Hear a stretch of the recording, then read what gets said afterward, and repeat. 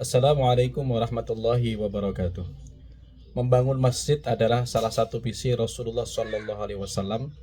Ketika beliau berada di sebuah tempat, maka seringnya beliau membuka sebuah wilayah tersebut dengan pembangunan masjid. Kita sebut sebagai Masjid Quba misalnya, kemudian Masjid Madinah, dan juga banyak masjid yang lain ditandai dengan kehadiran Rasulullah Shallallahu Alaihi Wasallam.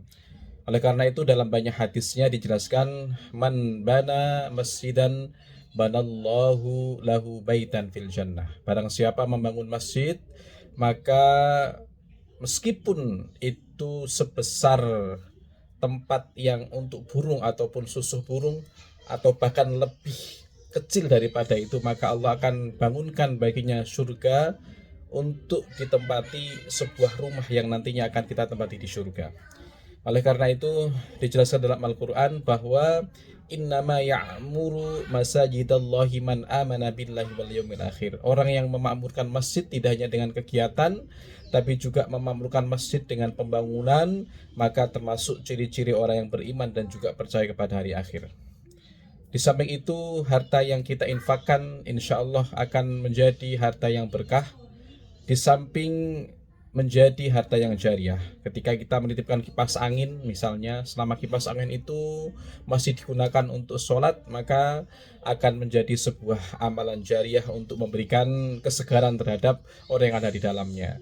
Kita sedekah ataupun wakaf karpet untuk masjid, itu juga merupakan sebuah jariah. Ketika digunakan maka masih pahala, masih mengalir. Ataupun apapun itu bentuknya, maka Allah akan menjadikan itu sebagai jariah. Oleh karena itu jangan takut miskin ketika kita bersedekah, wabil khusus untuk pembangunan masjid itu sendiri. Dalam Al-Quran dijelaskan, mathalul ladzina yunfikuna amwalahum fi sabilillahi kamathali habbatin ambatat sab'a sanabila fi kulli sumbulatin mi'atu habbah wallahu yudha'ifu liman yasha.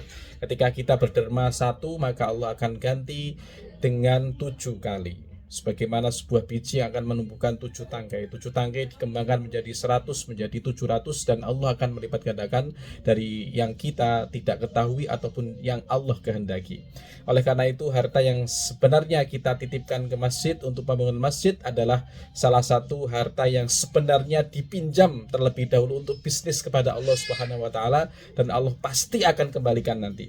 Matematika Allah berbeda dengan matematika manusia. Matematika Allah ketika kita punya harta 9 dikurangi 1 sama dengan bukan 8 tapi 80 atau bahkan menjadi 800. Kalau matematika manusia mungkin punya sesuatu 9 dikurangi 8 atau dikurangi 1 sama dengan 8. Tapi matematika Allah akan bekerja sebagaimana janji Allah Subhanahu wa taala. Semoga kita dimudahkan oleh Allah Subhanahu wa taala wabil khusus untuk pembangunan masjid yang sedang dibangun. Wal afu minkum. Assalamualaikum.